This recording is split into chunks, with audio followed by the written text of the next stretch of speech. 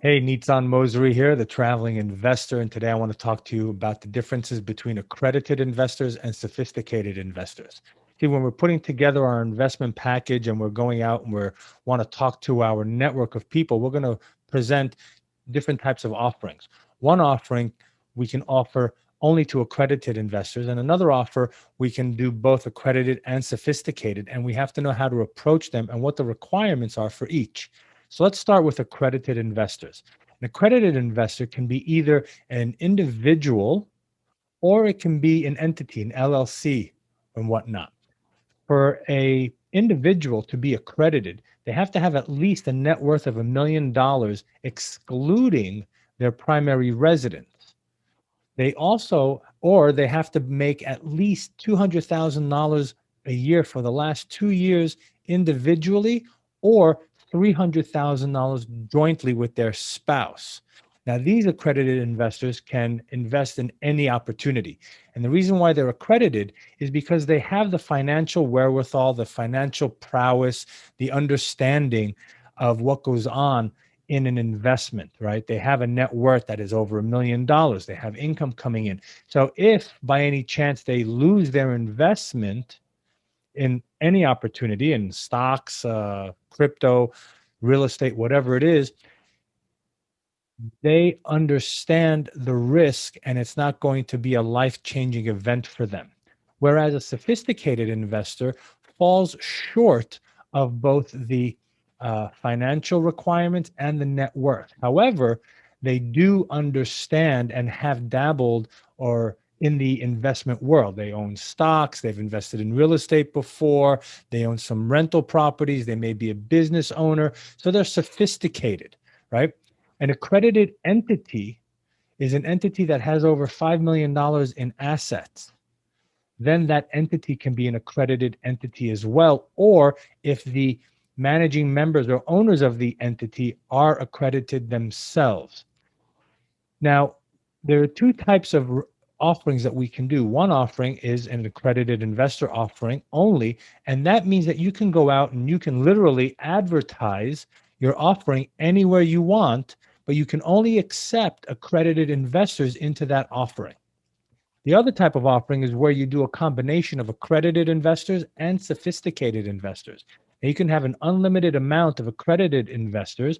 However, you can only have up to 35 sophisticated investors into your investment opportunity.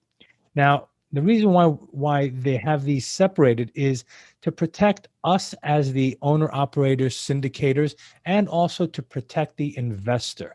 See, long time ago, people would go out and they would raise capital for mom and pop, and they would take their last dollar, and then things would go sideways, and these people would lose their money. Well, the Securities and Exchange Commission created these different categories so that we can protect ourselves and that the client, the investor, will be protected. If an accredited investor decides to sue us and we go in front of a judge, the judge will look at the accredited investor and say, well, you were an accredited investor, you understood the risks, so be it.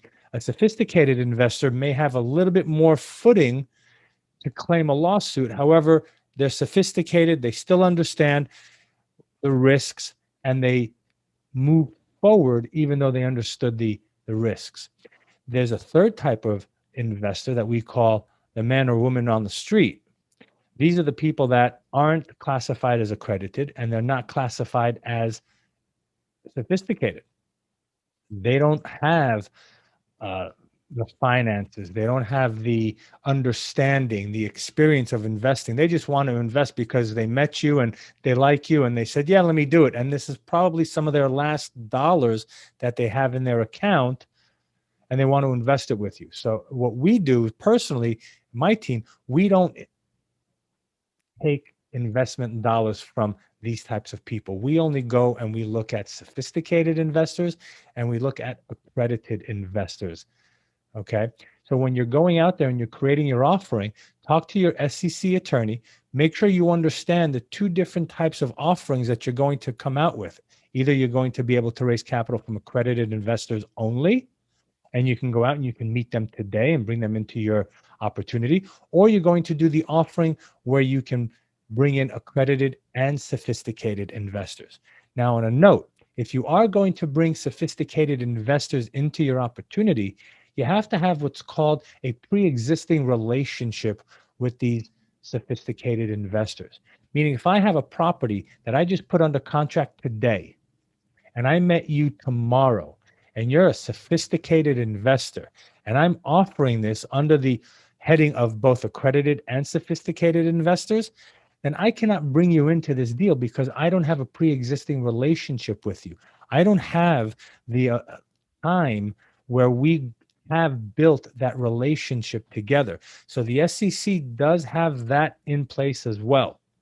So when you're doing your offerings, make sure you understand which type of offering you want to bring out to your network. Is it just accredited investors or sophisticated and accredited as well? And make sure that all of your sophisticated investors, you have a pre-existing relationship with them and you've got some time built into that relationship where you've communicated with them several times. I highly recommend talking to your Securities and Exchange Commission attorney to get more definitions and to really understand the nuances of how you can approach sophisticated investors and when to approach them, and how and when to approach accredited investors. I'm Nitan Mosry, the Traveling Investor. I wish you luck and happy hunting.